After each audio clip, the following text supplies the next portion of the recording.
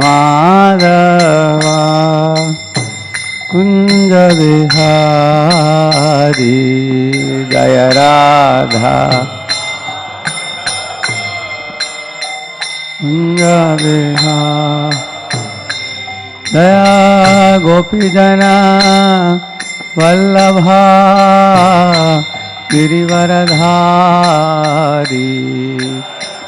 गोपी जना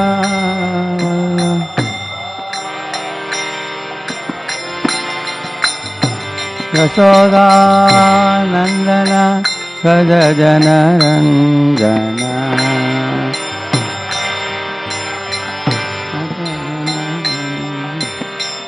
यशोदा नंदन व्रज जन रंजन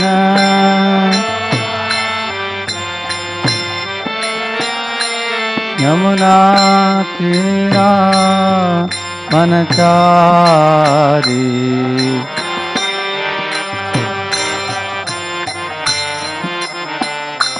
यमुना तीरा वनचारी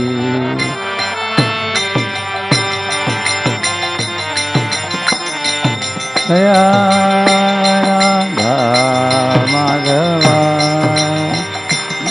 कुंज बिहारी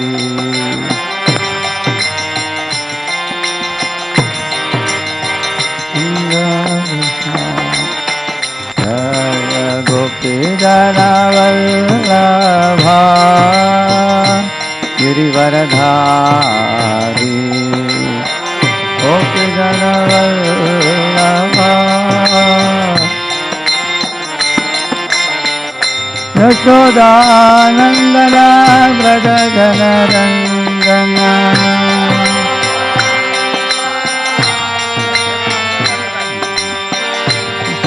यशोदानंदन व्रज जन रंजन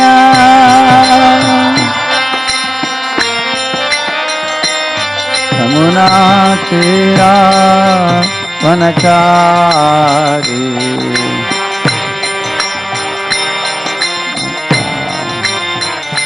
यमुना तीरा वनचारी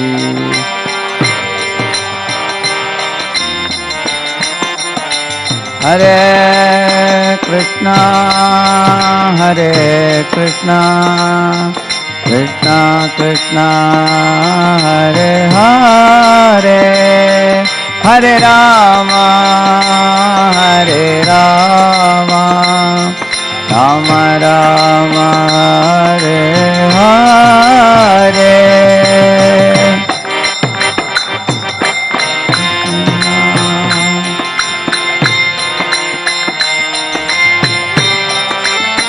हरे राम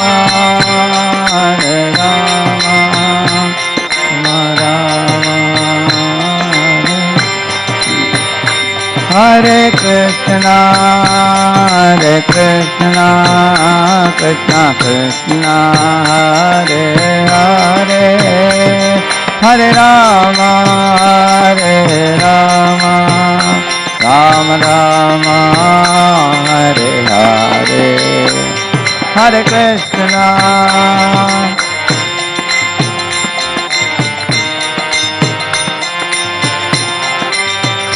हरे राम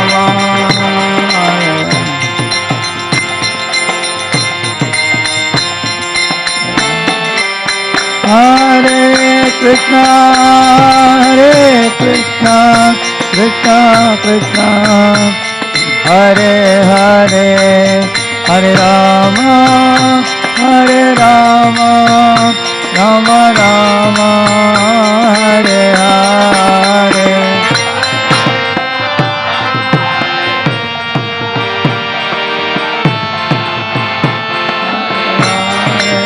हरे Ram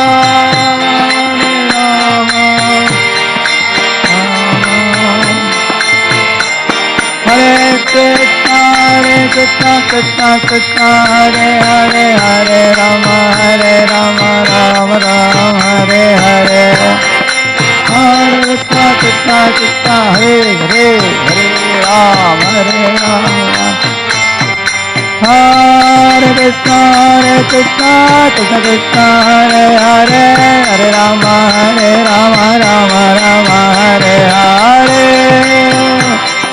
Krishna Krishna Hare Hare Hare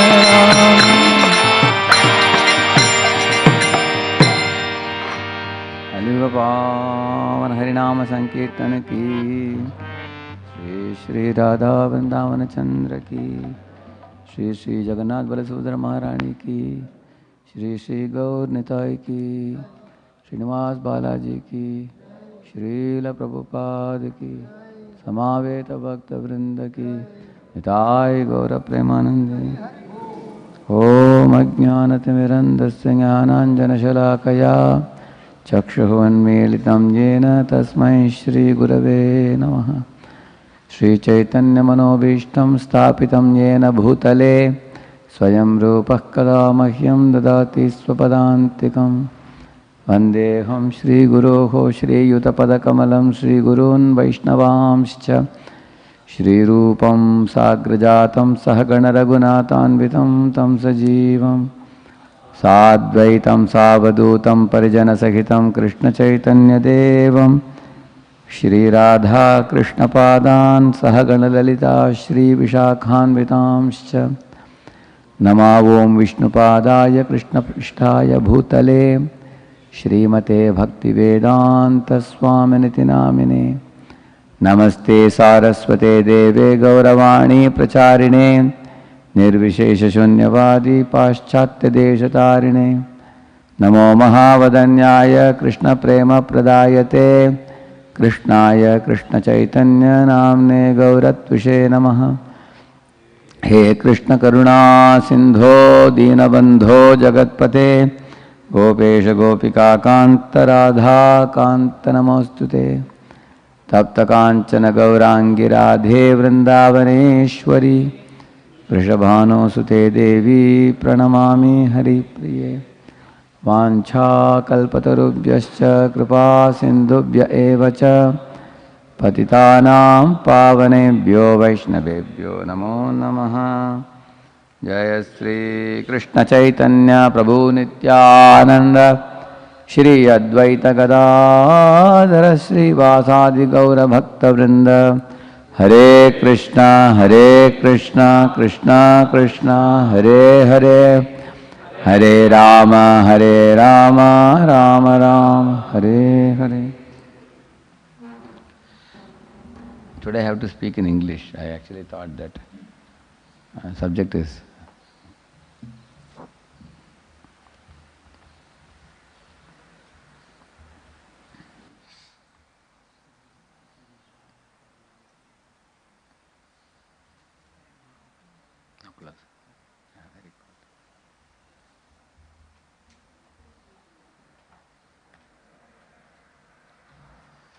so you can take the verse, ma, please.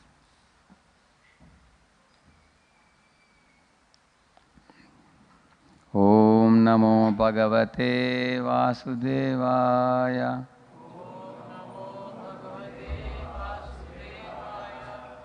Om Namo Bhagavate Vasudevaya. Om Namo Bhagavate Vasudevaya. Narayanam namaskritya naram chaiva narottamam devim saraswatim vyasam tato jayamudiraye. Nashtaprayeshva bhadreshu nityam bhagavata sevaya bhagavatyuttama shloke bhaktir bhavati naishtiki. Krishnaya Vasudevaya Devaki Nandanaya cha Nandagopa Kumaraya Govindaya Namo Namaha.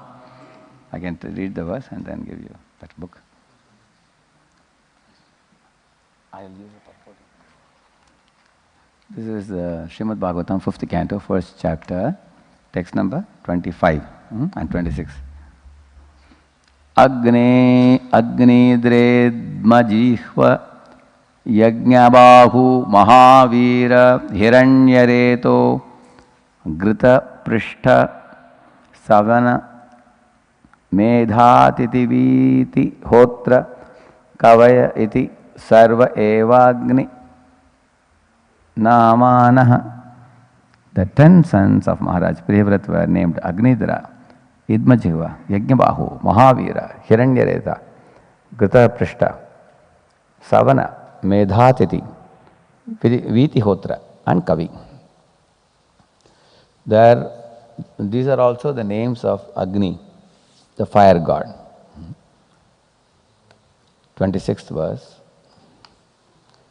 Etesham kavir mahaviraha savana iti traya asan urdvaretasasta atma vidyayam arbha bhavat arabhya kritaparichayaha paramahamsyam evashramam avajan. Etesham, of these, kavihi, kavi, mahaviraha, mahavira, savanaha, savana, iti, thus, trayaha, 3, asan, where, urdvaretasaha, completely celibate, te, they, atmavidyayam, in transcendental knowledge, arbhabhavat, from childhood, arabhya, beginning, kritaparichayaha, very well versed, paramahamsyam, Paramahamsyam, of the highest spiritual perfection of human life. Eva, certainly. Ashramam, the order. Abhajan, executed. Translation purport by His Divine Grace, A.C. Bhaktivedanta Swami Prabhupada. Sri Prabhupada gave 3 among these 10, namely Kavi, Mahavira and Savana, lived in complete celibacy, thus trained in brahmachari life from the beginning of childhood. They were very conversant with the highest perfection known as Paramahamsa Ashrama. What are their names? Kavi, Mahavir and Savana. 3 of them out of 10. Purport. The word Urdhvaretasaha in this verse is very significant. Urdhvareta refers to one who can control sex life and who, instead of wasting semen by discharging it, can use this most important substance accumulated in the body to enrich the brain. One who can completely control sex life is able to work wonderfully with his brain, especially in remembering. Thus, the students who simply hear Vedic instructions once from their teacher could remember them verbatim without needing to read books, which therefore did not exist in former times. Another significant word is arbha bhavat, which means from very childhood. Another meaning is from being very affectionate to children. In other words, Paramahamsa life is dedicated for the benefit of others. Just as a father sacrifices many things out of affection for his son, great saintly persons sacrifice all kinds of bodily comforts for the benefit of human society. In this connection, there is a verse concerning the 6 Goswamis. Tyaktva turnamashesha mandalapati shrenim sada tuchhavat bhutvadina ganesha kaukarunaya kaupina kanthashrito. Actually, I was not planning to show this. Okay.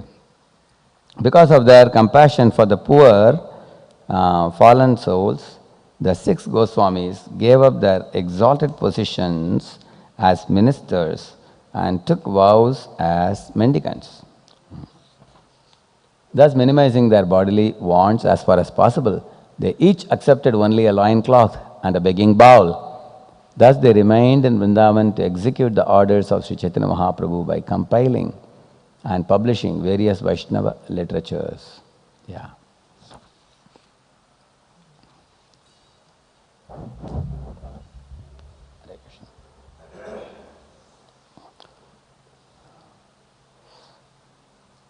So the sons of Priyavrata, how many? How many of them? 10 of them. Out of those 10, 3 of them became Naishtika Brahmacharis. Very strict celibacy they kept, and they became Urdhvaretas, it is said. So there is a Dhirya Retas, there is a Urdhvaretas. Jiri Retas means one whose semen flows downwards. And Urdu Retas is one whose semen flows upwards. So this was a subject I felt it will be valuable for us to discuss today. So therefore I am speaking in English. It will be a little more easy to convey what we want to say. Actually, there is a misconception amongst many people that those who are taking to the renounced order of brahmacharya or sannyas or things like that, they are suppressing a God-given gift that God has given you beautiful women, and He has given sex life. You can beget children, you can expand family, and you can live in this world happily.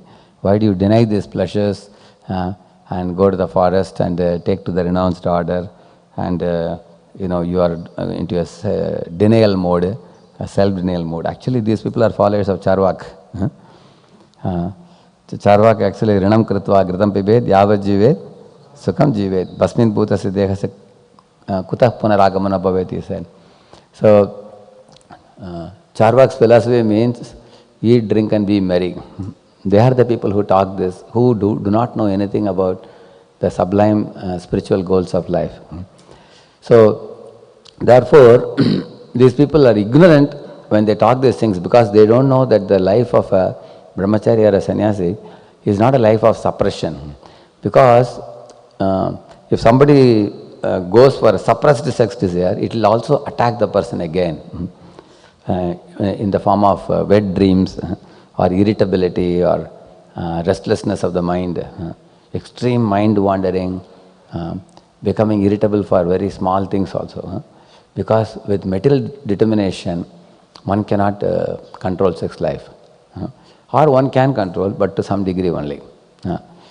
Or one gets wet dreams means what? Why one gets wet dreams of nightfall and all these things? That is because actually one is contemplating on sex life during the day, and one is not trying to get married and exercise the sex life and begetting children. Then it comes as nightfalls and things like that. So therefore, when we talk about taking to the celibate order or brahmachari order, it is not a repression or a suppression of sexual desire. Because it is a very powerful force. If you suppress, for example, anger, if you suppress anger, it goes deep in your heart and creates complicated diseases in your body when you suppress anger. Or it goes deep in your heart and produces a very deep revengeful vibrations which will explode in an ugly way. Like sometimes small children, when they are kids, they are beaten by their parents or scolded by their parents very strongly, and the children have no power to retaliate when they are small. But when they become 13, 14, 15, two things they do to parents. One thing they will say is, you see your things, I will see my thing. I will run away with a, girl or something. They may not become obedient, that is one thing. Another thing is they may attack the parents back. So because you beat me when I was a kid, now I will beat you now. So that's called animosity. Suppressed animosity comes out as an animal when they grow up. So anger is a very powerful force. And anger is the brother of lust. So it's called kamanuja, correct, no? So lust and anger are two extremely powerful forces. If you suppress it in childhood, it comes out in an ugly way when one grows to adulthood as animosity.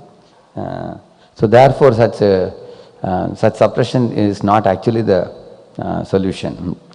Especially what will happen if somebody is suppressing lust by running away from woman. Oh, I think it is because of the woman only I am feeling lust. Actually lust is not in a woman, lust is in our mind. Lust is sitting in our mind. If I am wearing a red color specs, everything looks red. So it's not that lust is sitting in a woman. Actually we have a lusty look at the environment around us in this world. Therefore we see lust everywhere, that enjoying mentality.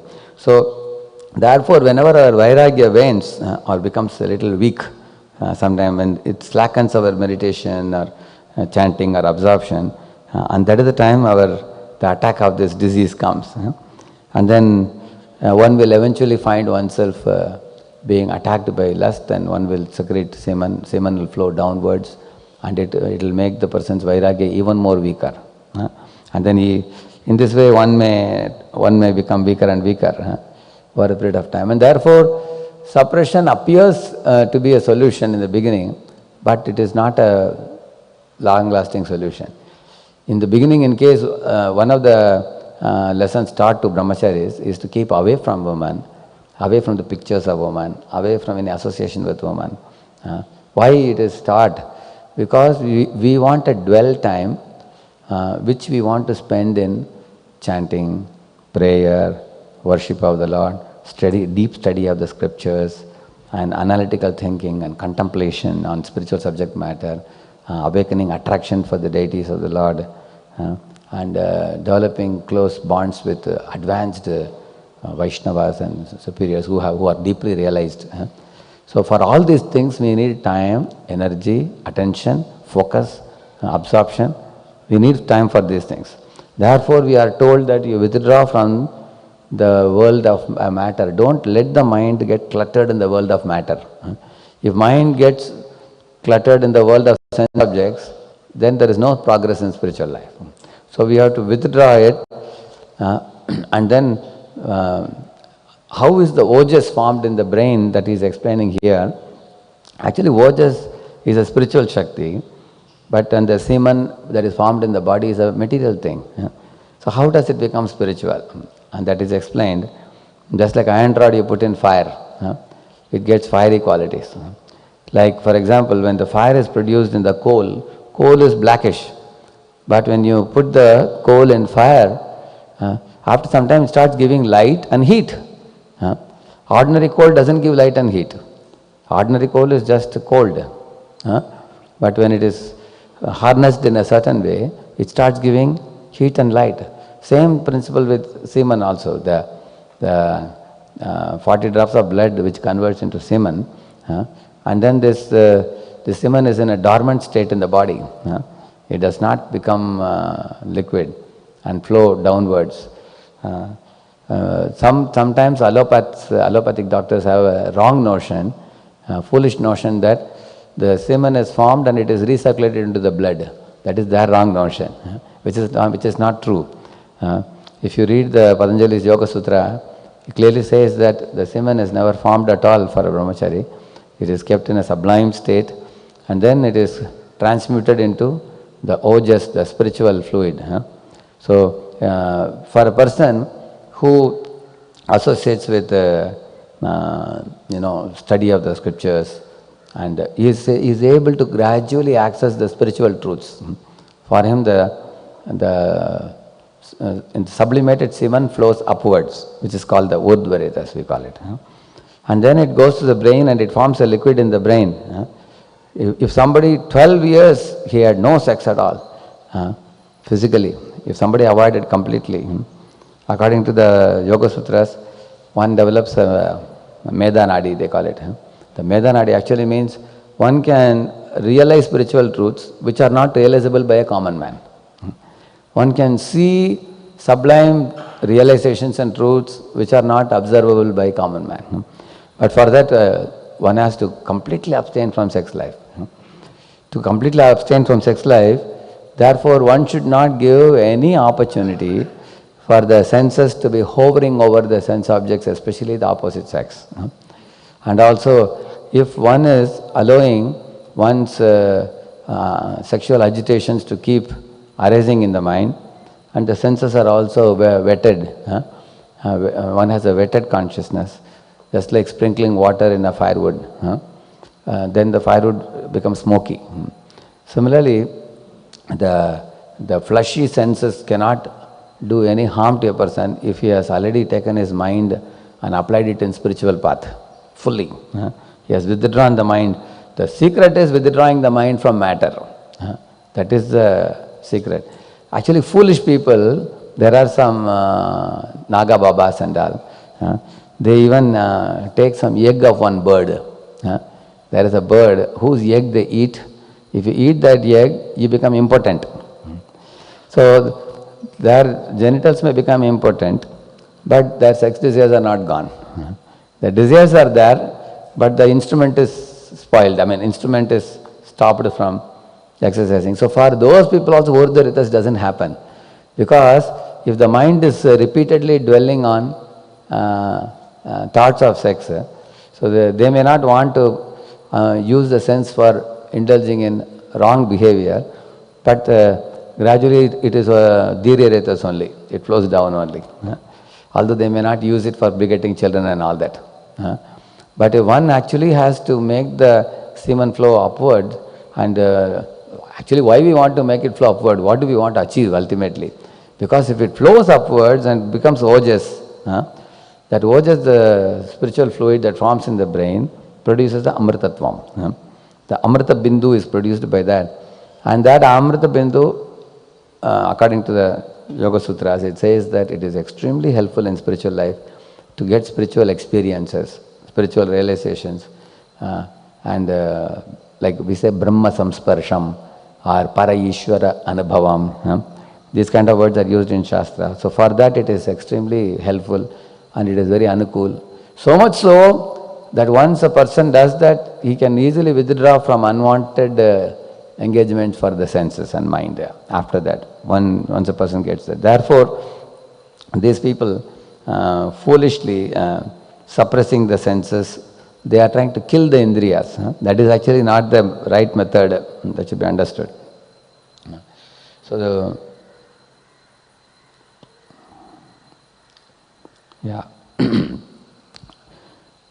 actually controlling the sex energy and transmuting it into Ojas Shakti primarily means conserving it, conserving the semen and diverting it into higher channels. Like for example, the Prabhupada says that in the path of Bhakti Yoga we use all the material commodities, but they are rendered spiritual. For example, the chamar is made of some yak tail. It's made of yak tail. Peacock feather is made from, peacocks, isn't it? Similarly the shank, the bell.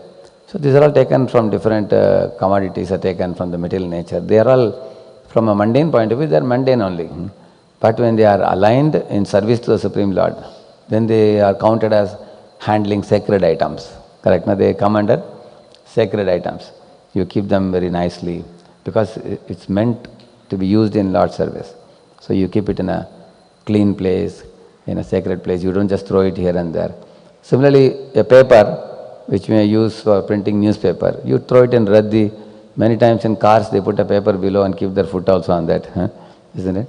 But the same paper, if it is used for printing Bhagavad Gita or Srimad Bhagavatam, then it becomes a sacred paper. Then it is kept on a elevated seat, even people put flowers, people offer obeisances to it. Scriptures are actually worshipable. The same, so paper is a mundane thing, but it can be rendered spiritual by connecting with the Lord. And the same is the principle of brahmacharya. Brahmacharya is mundane. We may be brahmacharya actually means you contemplate on the spiritual subject and you are dwelling on it. But if somebody is an Ashtika brahmachari, he may at the most go to Satyaloka and join the sages and saints there in performing meditation and absorption in the Supreme, which maybe they may contemplate on Supreme Brahman or something like that. Whereas if a brahmachari takes the sexual energy and utilizes it in devotional service, awakening, loving devotion to Supreme Lord, then the brahmacharya becomes a very good aid in, in giving all one's energy in the Lord's service completely. Not only the lust energy, but also the anger energy also. Like for example, when one indulges in sex, so much energy is drained out by that. Not only the body is de-energized, the conviction and the vairagya and the determination and the one-pointed focus in spiritual life, all are spoiled by that. Especially if one is not doing it as a service to Guru. For example, the Grihasthas, they even take blessing and permission from Guru to beget a child. Many husband and wives, they go and meet Guru, offer obeisances and tell the Guru that we are actually planning to beget child this year, please kindly bless us. and Guru gives them blessing, and then they may go and chant 50 rounds individually, and then they unite, and then they beget a child. The child they may raise in Krishna consciousness. So, which means you can understand, even in Grihastha Krishna says, Dharma viruddho bhuteshu kamosmi bharatarshava. So, even if a Grihastha man is using the semen only for the purpose of giving a virya to beget a child, and he does not use it for any other purpose, even he is a very powerful Grihastha brahmachari. His Holiness Gaur Govind Maharaj in one of his lectures said, I released the semen only 7 times in my year, in my life. 7 times in my life, he says, as a Grihastha man before. And in 7 times he begot 7 children. Besides that, I have never unnecessarily wasted it. He says that. So, you can imagine if Grihastha man follows such a standard, what to speak of brahmacharis? If a brahmachari is letting it loose, letting the downward organ loose, Mooladhara organ loose, then he has no substance in life. Therefore, now we are living in a world surrounded by, filled with so much opportunities for sense gratification, living in the heart of the city. So every time our senses come in contact with sense objects, then there is a agitation created inside, just like melting of the butter. The butter may be kept in the fridge for many years, but then it melts when you come in contact with the fire. So those fellows who are associating with the sense object, actually everybody comes in contact with sense objects because you are living in city. But some people make an effort to withdraw their senses. Like Lord Krishna gives the example of tortoise. Oh, this is dangerous for my spiritual life, they withdraw. And some people think, no, I will dwell on them because I get some happiness, I get some pleasure. But I will not, give up my brahmacharya and go to the next order. So when they dwell on it, then they become impure, contaminated in their mind, and then the semen becomes thinned and it flows downwards. And it keeps flowing downward, flowing, and then they don't gather much substance in spiritual life. So they may stay for many long years, but they don't gain spiritual realizations. Because without getting higher taste, after 5, 10, 20, 30 years, if you don't get higher taste, you can't stick on. How long can we do drama? Correct, no? After some time, we need some realization and we need some satisfaction. Once you got some satisfaction here, then there is no attraction there. You don't have to go anywhere else. But if you are not able to get anything here substantial, then we feel very dry, very frustrated. Then, not having obtained something here, just like Prabhupada says, a rocket goes up, he didn't find a planet to land. Then what the rocket does? Takes a U-turn and comes back. Then he comes back, he says. So, therefore, param drishtva navartate, he says. So, therefore, it is in our interest from the early stage of brahmachari life to not do those things which are going to become detrimental to our stability, progress and development in spiritual life.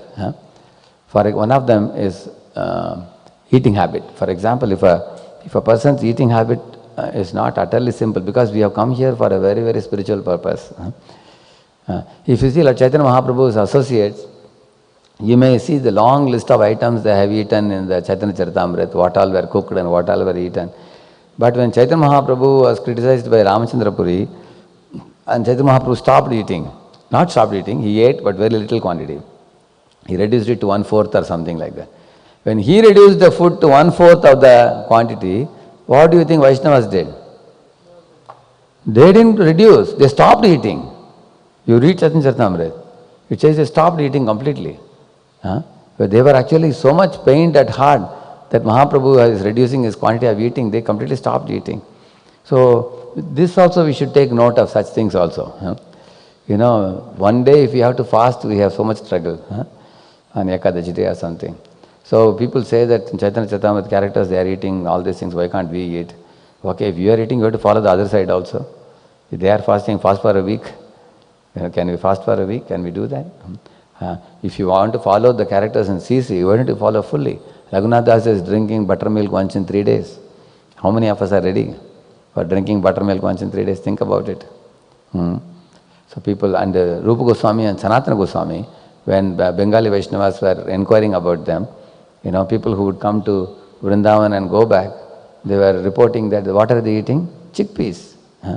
They are wearing kaupin and gamsha, and they are only eating chickpeas. What is chickpeas? Channa, is it? Channa. That's what they were eating, a few chickpeas in a day. And they were just drinking water and then doing their writing work and everything. So you don't see them after having become Goswamis eating a very big, delicious food day in and day out. So, therefore, one of the things that we get cheated is, especially in a renounced order, to eat fine food, fine type of foods, like Mahaprasad, for example. If you take little quantity, it is all right. Ultimately, it's offered to Lord, it's very holy. With that attitude, one may take a little small piece in the mouth. But if one makes a program for eating a good amount of quantity, or saving it and all, they are nicely preparing to go out after some years. They won't be able to continue in the ashram, because this is not meant for brahmachari life. Brahmachari and sannyasis are supposed to restrain the senses. Actually, you can distribute prasadam. There is no restriction for that. The more we give prasad to other people, we are not Chaitanya Mahaprabhu to keep a big stock of prasad of Raghava Pandit and Damayanti in our stock and keep eating. If you are Supreme Personality of Godhead, you can do that. You may be able to do that. And Lord Chaitanya can eat a huge quantity of prasad served by Advaita Acharya Prabhu, because he is eating Chappan Bhog in Jagannath Puri. So when we, as sadhus, we have to know that our body is like any other person's body, normal body. If we are going to agitate our two senses, Prabhupada says, are very powerful in our body, tongue and the genitals. And he writes openly in the purports, when a man marries a woman, the woman first feeds him very tasty and delicious preparations, and he eats it, and his body becomes plumpy, very stout and strong. Then he develops a desire to indulge in sex life. And then he drains out his energy, repeatedly indulging in sex life, and when semen flows downward, downward, downward, therefore you will find people, if they are indulging in sex regularly, they become very weak-minded in spiritual life. They are struggling to complete even the 16 rounds. They are struggling to, they hardly get to read the Shastra, and they become materially motivated. They go out in the outside world, work hard. Just like, actually, therefore, it is said that when you come to the spiritual life, these three powerful forces, lust, anger and greed, which take people downward and run into the material world and do a lot of materialistic activities, that can be withdrawn and transferred upward. Like Urdhva people, what they will do, like the strong tendency for lust, which flows downward, that turns into love. Then that love is not ordinary love, it's a mad love. Like you can see Chaitanya Mahaprabhu showed madness. And not only Chaitanya, all the acharyas down the line, they became mad after Krishna. Otherwise, how did they do so much? So, the love also in this world, is it mad or not? Tremendous madness is there in love. Is there any boy and girl whose love is very lukewarm? They say, I love her. I have some love for her. Anybody is like this? People are mad. He will take her here, take her there, feed her in the hotel, give her a dress, chase after her, wanting to get married to her. If parents don't allow, they jump off from a mountain also and commit suicide also. People are mad. Similarly, nobody can say, I am a devotee and you are very cool. No, I chant Hare Krishna once in a while. No, actually there has to be, the vigor in spiritual life is direct. The lust which flows like this. And that is love. Same with anger also. When the anger, which is de-energizing us, because when we become angry, so much of mental energy is lost. Physical body also undergoes a lot of toxins when you become angry. When you become angry, according to doctors also, they have found out that when we become angry, the toxins enter into blood. I have personal experience. If somebody does abominable, I become extremely angry, then stomach is completely arrested. You won't have digestion. You go to Ayurvedic doctors, they will say your blood has become toxic. You have to take some medicines to purify the blood. So the adrenaline secretes, and it really makes the body very diseased when you become angry. On the contrary, when the anger is controlled and sent upwards, again, that also is very, whether it is muscular energy of the engagement of the genitals in sex, or it is the anger energy, it can all be transmuted into Ojas. And actually, what is the advantage of transforming it into Ojas? You can do a lot of mental work. One who has, how do you know a person has transformed the lust, anger and greed into Ojas? He will have a very good contemplation ability, thinking, contemplation, absorption, meditation, prayer. And because these kind, like for example, you are saying this object or the table or the mic, these are all hard objects which you perceive with your gross senses. Similarly, there are subtle objects which are perceived by the mind, and there are spiritual objects which are perceived by the soul. Like for example, the form of the deity that you see on the altar, and you worship, and then you study the scriptures. In the Bhagavatam itself it is said, Vicharasi Urusvanaha, the word is used in Bhagavatam, which means the spiritual form of the Lord emerges from the pages of Bhagavatam. And then you can see him dance, you can see him sing, you can see him giving association to his devotees and perform his pastimes. So these are all extreme, these are not even subtle, these are spiritual. There is gross, subtle and spiritual. So to go from gross to subtle to spiritual, so to go from gross to subtle, one should have a high mental ability. One should be able to use the mind to contemplate, reflect, make some plan of action. So one should be able to think. The thinking, consciousness, all these things we can put when our mind is functioning well. Otherwise, Prabhupada says those people who eat meat, they become completely dull-headed. They cannot have any spiritual contemplation, not possible. So, in the same manner, if our eating habits, sleeping habits, sexual habits, if these habits are like animalistic, then the result is that we remain on the gross plane. And even the subtle plane also remains hidden from us. We are not able to understand that also. But if we transmute it into Ojas, then the subtle plane and then eventually the spiritual plane will be revealed. That is then one becomes spiritually awake and one develops that ability. Yeah.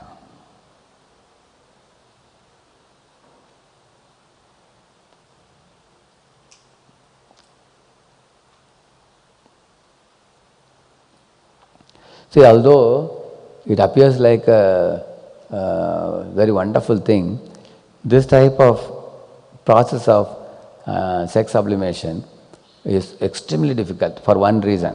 Why it is extremely difficult? Because it demands a constant focus on sadhana and perfect personal discipline. Actually, you will see there are people who will follow discipline for a while and then they'll give up. For some distance they'll follow, then they'll give up. Again they may follow for some time, then they may give up like that. Especially even in terms of study of the Shastra, of worshipping the Lord, offering prayer, keeping oneself very spiritual and withdrawing from material engagements.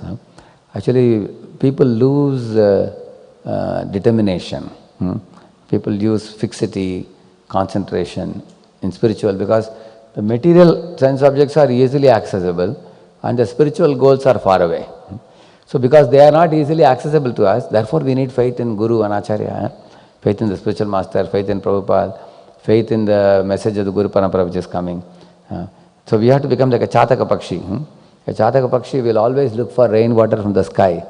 And the Chataka Pakshi will never, even if there are reservoirs of water on the ground, it will never put the beak on those waters.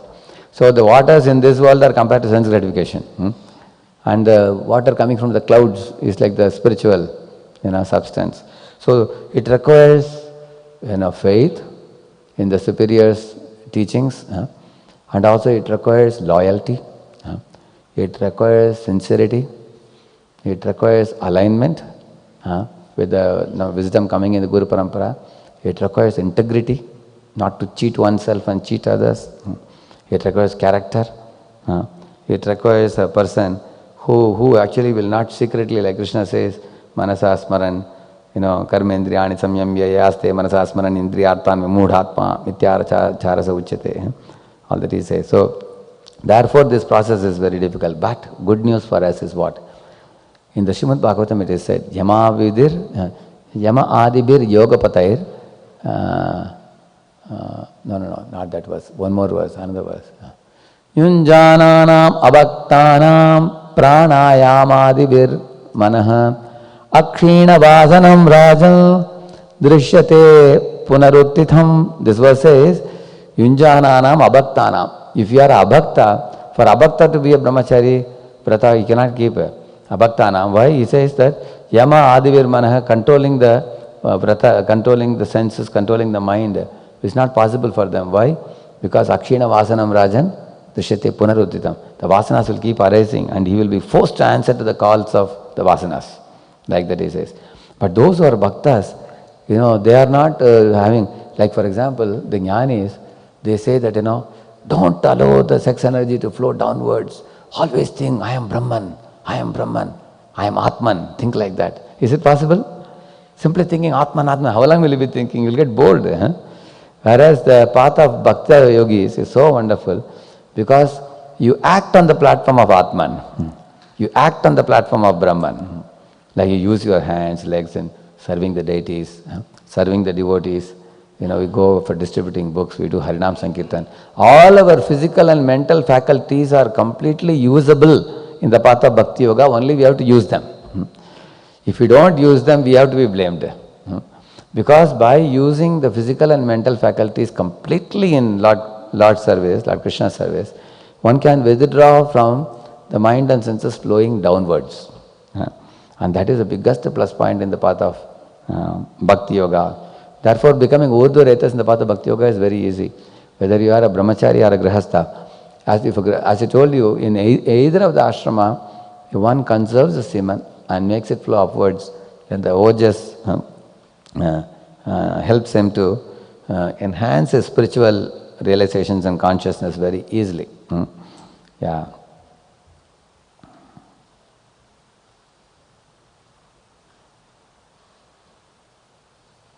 And one very interesting thing is what? And a gift of such a practice is what? You will not only do tyaga, but you will follow the principle of virakti. What is the difference between tyaga and virakti? Tyaga means externally giving up things. Virakti means you lose taste for sense enjoyment. So, which is better? Tyaga is better or virakti is better? Virakti is better. So that is one of the symptoms of bhava bhakta. If somebody is a bhava bhakta, what is that verse which says?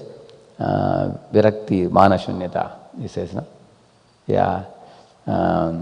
So the 9 qualities of a bhava bhakta, one of them is virakti. Kshantir abhyartha kalatvam, viraktir mana shunyata. There virakti he says. So virakti means what? For example, initially it may be painful for a living entity to withdraw one's mind from the attraction and allurements like eating habits or other sense objects for the eyes. One is withdrawing and focusing only on spiritual life. But if one does it regularly, constantly, non-stop, then the result of that would be, over a period of time, again you look at those sense objects, they will look pale. No more attraction. That is the gift for a devotee. Therefore, when one becomes advanced in spiritual life, and the eyes have become tinged with salve of love, then the sense objects cannot allure him anymore after that. So the example is given, if you have a pot of milk, in that you add water to that, the milk becomes dilute. So this is the situation of an early day sadhaka. Early day sadhaka, he has some substance with him in terms of trying to practice spiritual life. But when the material world allurements add water to his, heart, then his intensity in spiritual life becomes diluted. This is the reason you find many boys who say that we want to dedicate our life, later on they say that we have changed our mind, because the determination is dismantled by the dilution. By the dilution that happens by associating with Maya. They were so strong at one time, now where is the strength gone? Because the determination is dismantled, weakened. I have seen 5 years ago somebody was so strong. Now 5 years down the line he has become very weak now. Because the reason is he has associated with illusion and he has become weak-minded. It's like mixing milk with water. But the same milk, if you keep it away from water, make sure nobody puts any water. Keep it all away and then make dahi out of that. And then you make butter out of it. And all this takes time. Like, overnight you have to keep it. If you go to sleep, somebody may put water, isn't it? So make sure you keep it in lock and key, and therefore we protect brahmacharis from falling down. Correct, no? Because if you can keep the brahmacharis away from the Maya's influence and, bring the butter out of their hearts, that is, the butter means that is sadhana. By very good sadhana, a brahmachari is keeping himself away from Maya, and then the butter like heart comes, which means, what is the difference between milk and butter? If you put butter in water, will it mix? It will not mix. That means one who has done sadhana very well and developed a higher taste, even if he is surrounded by Maya, he will not be affected. The practical proof is Prabhupada himself. He went to the Western world. He was surrounded by young boys and girls of the West. There are so many Swamis who went to West, fell down and married an American lady and settled there only. They took a green card and settled there. There are people like that. But Prabhupada, you will see that. How Prabhupada went to the West, and instead of getting carried away by their culture, he made them give up the dirty culture and pick up Krishna conscious culture. So, therefore, until we become like butter, it is in our interest that we withdraw from overeating or opulent eating, and we withdraw from sight of the opposite sex and association with the opposite sex with the desire to enjoy, and looking for little opportunities here and there to dwell in sensification, or unnecessarily releasing semen for no purpose, not for begetting children. So when one is very attentive to these things, and while doing these things, then one is able to withdraw oneself. Then focus on what? Focus on shastric study, and spiritual contemplation, taking darshan of the Lord, the deities, discussing the pastimes of the Lord, developing attraction, affection for the Lord, and serious spiritual practice, very staunch spiritual practice. Tivrena bhakti yogena ejeta purusham param. Bhagavatam says that. So by that, so two steps we are talking about. One is withdrawing step, another one is focusing step. Withdraw from things which will make us dhirya ret, instead of urdhva ret. Withdraw from those things, and then to become urdhva ret and develop ojas, you focus on spiritual subject matter fully, attentively. So that was one part of the purport. And the other part, second part of the purport is about selflessness. Actually, those who are becoming renunciates, they have to cultivate this quality. It's an absolutely mandatory quality for any renunciate. They have to have feelings for the suffering souls. Like he says here, Tyaktva Turnamashesha Mandalapati Shrenim Sadatuchavat. Actually, we should accept very little for ourselves, and we should offer everything for the service of bringing the souls to Krishna's lotus feet.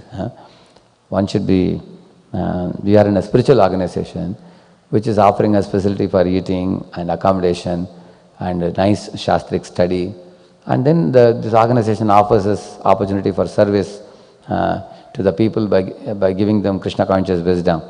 So take advantage of the facility that you are getting, and not undue advantage of the facility.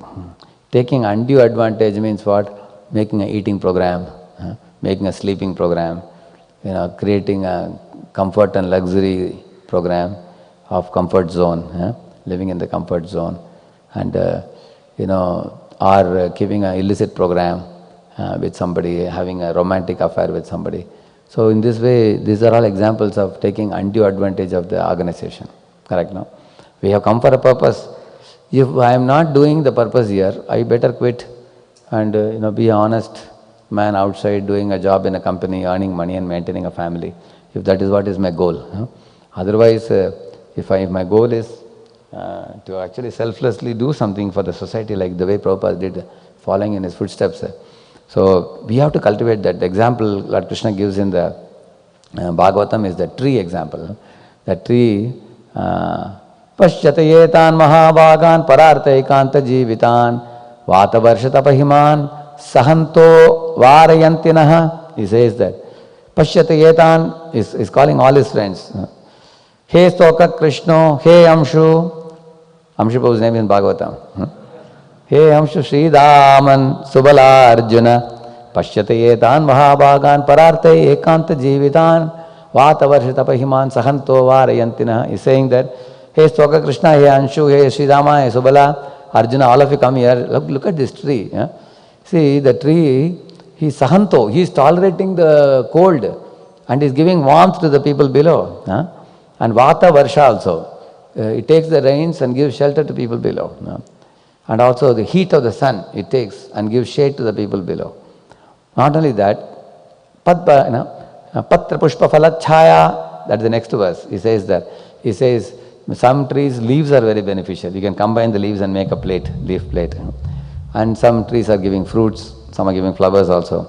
Some give tree bark, some give firewood, some give wood for making tables like this, chairs like this. They provide such kind of facility. While living, it is giving shade and fruits and flowers.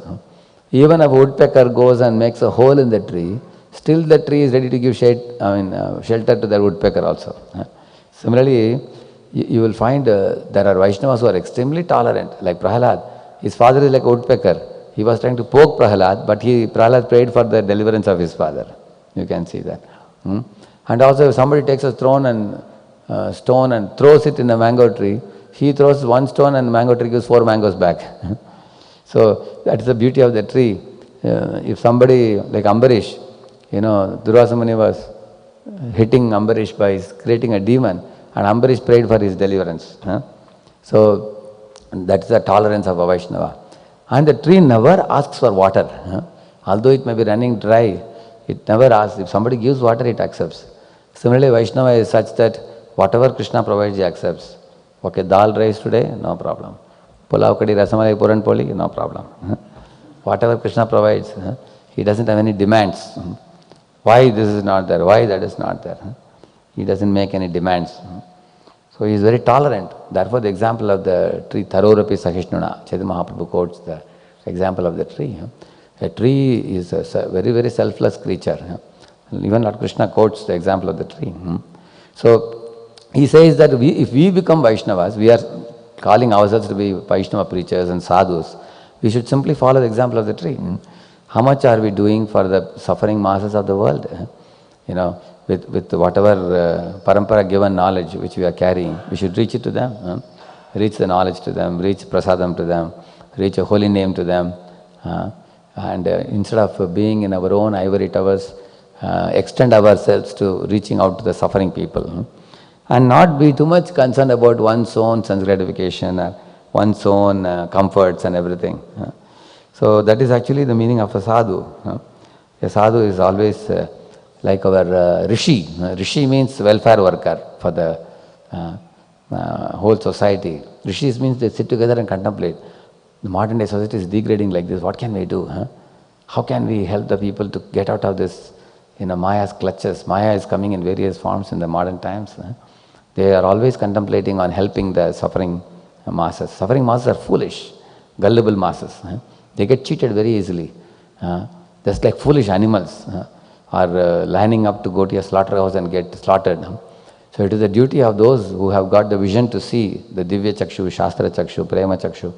It is in their interest to see them doing great welfare work according to the age, time, place, circumstance. So Srila Prabhupada was such an intelligent Acharya. He understood all the Acharyas are writing Tika in Sanskrit. How can the modern day man understand?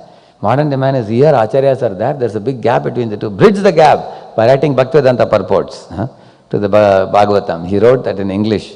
Then it started spreading all over the world. People, even the Western man could read the Bhagavatam. Even we people were not knowing Sanskrit to read all the Tikas.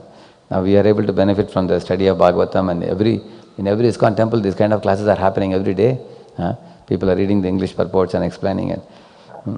In the same manner, Srila Prabhupada actually paved way for modern day people who are struggling with Maya's various varieties of forms to get easy access to Krishna. So therefore, following in Prabhupada's footsteps, we also should give our sweat and toil for the same purpose. So these are so he's saying 3 amongst those 10 sons of Priyavrat, namely Kavi, Mahavir and Savana, lived in complete celibacy, thus trained in brahmachari life from the beginning of childhood. They were very conversant with the highest perfection known as Paramahamsa Ashrama. Yeah. So actually, to become a Urdhva one has to work at the level of mind itself. Because if one is allowing the mind to dwell on sense objects, then the physical senses get agitated. Then gradually one is just like they put a rope around the goat's neck and they drag the goat to slaughterhouse. Once the goat allows the rope to come around his neck, he is finished. Then he is going to be dragged there. Similarly, once we allow our mind to dwell on these dirty things, either the purva vasanas or new vasanas that we pick up, then we are actually allowing ourselves to be put a noose around our neck and being dragged towards, diryaretas, semen flowing downwards. Therefore, in order for us not to allow the noose to come around our neck, the simple tips I told you, when prasadam is being served, one has to be very alert and attentive. What am I eating? What is going inside? Not that my tongue is liking it, I will eat it. One has to be very careful about two things, not overeating and not opulent eating. So by taking, because from ahar, everything starts from what goes into ahar shuddhav, sattva shuddhi. Sattva shuddhav, dhruva smriti. Smriti lambe grantinam vipramoksha, he says. From all bondage we can be released by proper, control of the ahara diet. Similarly, proper control of the sleep, proper control of the recreation. And also, the study of the Shastra is not just an intellectual exercise or a scholarly exercise. Study of the Shastra is actually to give our heart to Krishna. Ultimately, that is the goal. Study the Shastra and assimilate it, relish it, repeat it to others, and then you live it and make others live it also.